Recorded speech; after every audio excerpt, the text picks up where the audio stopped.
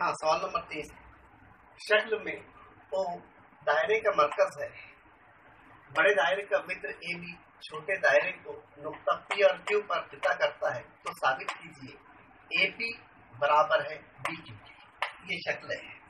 इसमें दायरे का मरकज O है, ये छोटा दायरा है, इसका वृत्त PQ है और बड़े दायरे का वृत्त AB है।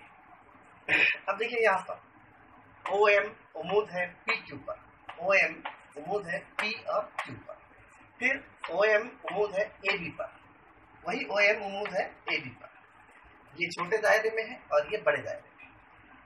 लिहाजा PM बराबर MQ, छोटे दायरे में PM बराबर MQ और बड़े दायरे में AM बराबर MQ।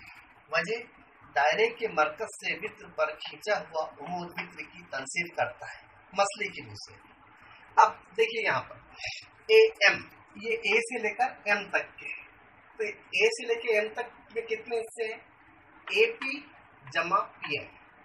तो यहाँ पर ये लिखा हुआ है AM बराबर AP जमा PM।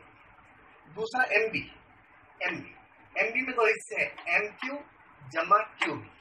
MB बराबर MQ जमा QB।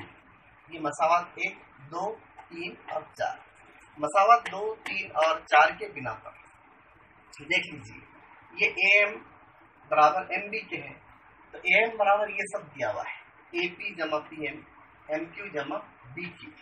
लेकिन दिया हुआ और है कि PM बराबर क्या है MQ के, तो जहां PM लिखा हुआ है उसकी बजाय हम MQ लिख सकते हैं।